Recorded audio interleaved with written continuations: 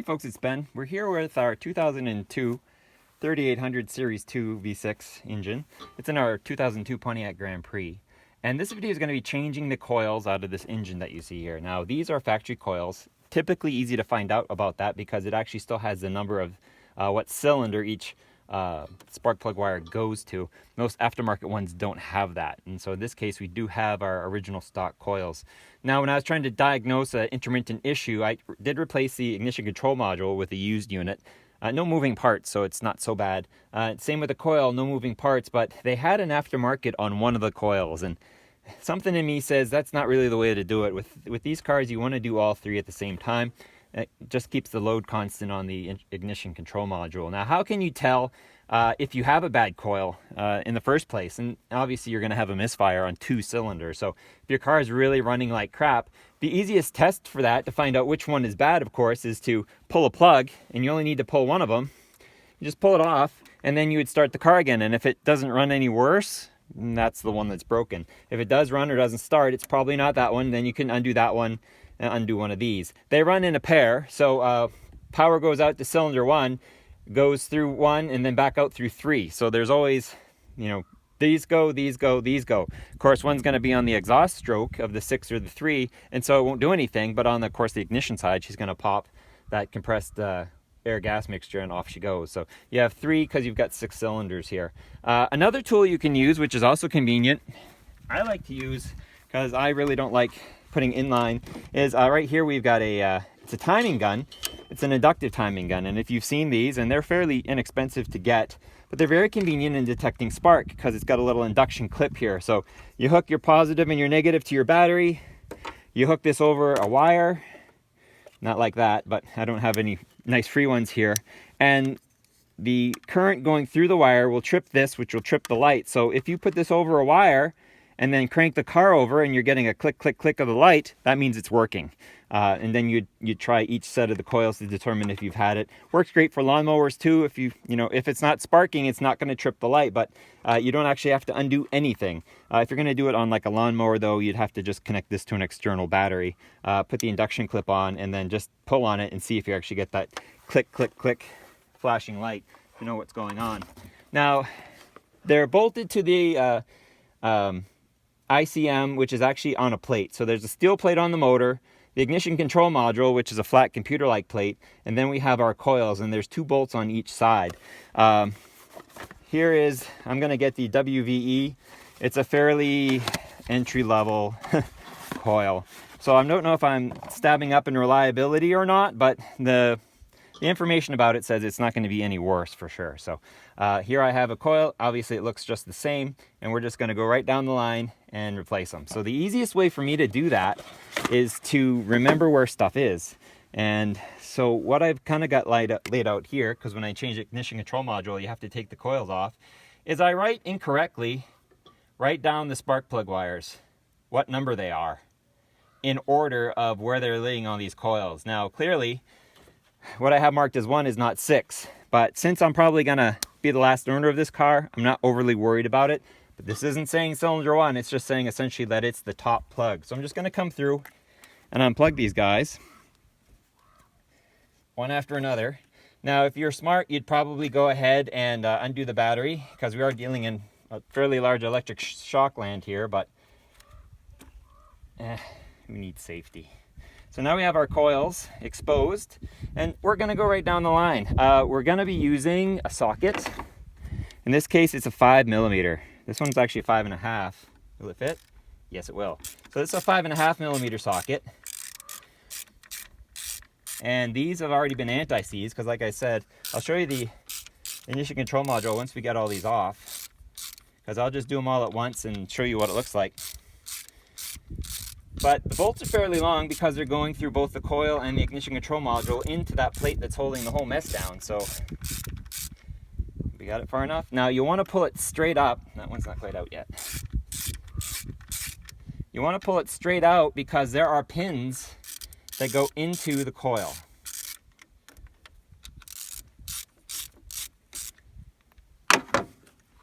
So if we pull this, no, she's not quite out yet. Almost. There we go. Oops, don't lose that. So there are pins that go, if we flip it over, there's 2 holes right here, and there's 2 pins on the ignition control module you see here. So you want to lift it straight up and out, and we're going to do that for all 3. So I'm going to just time lapse that, and then we'll talk about the ICM.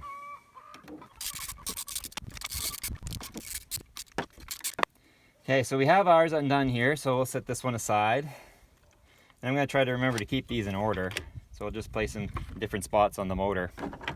So we have all our spark plug wires here, and then this container, this device here, which has these 6 holes that go through it, is the ignition control module. And there's a big wire that comes down through here that plugs into it. That's from the, I presume, the ECM, from the wiring harness.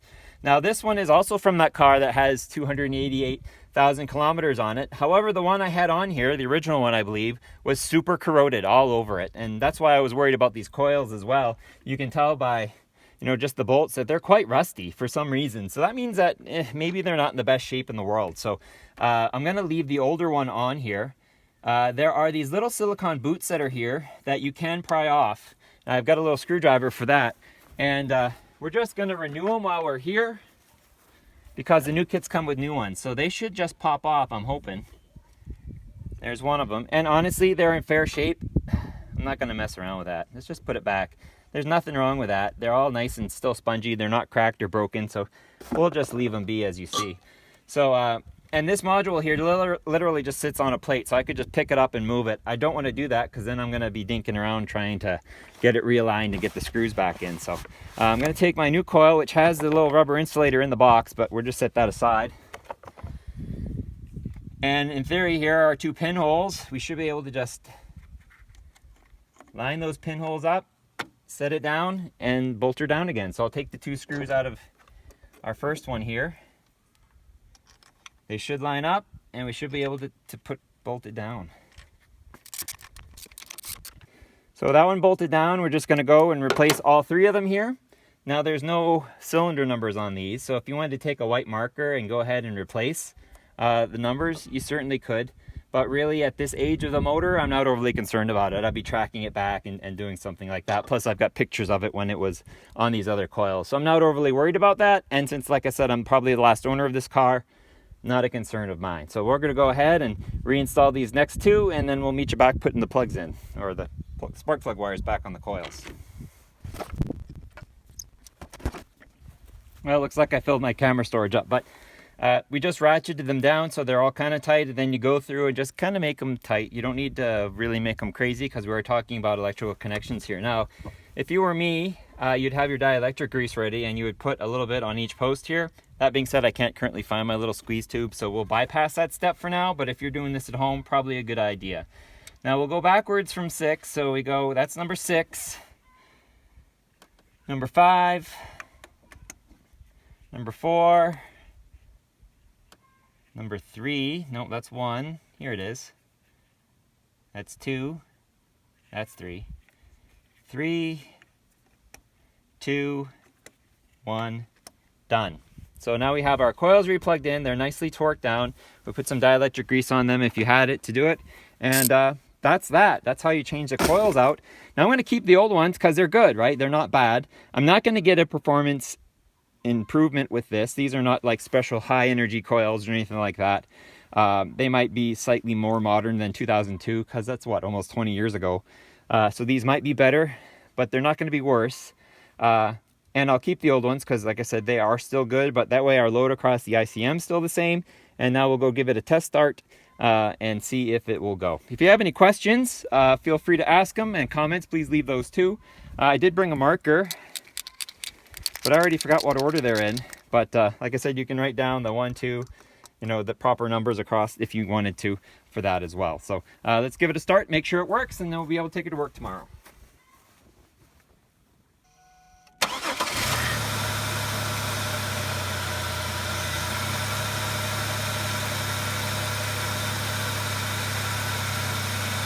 There you go, no better, no worse, and the biggest thing is we'll see in our fuel economy if we get a change. But we did the plugs, we did the wires, we did the coils. I don't think there'll be any difference, but you guys have a good day.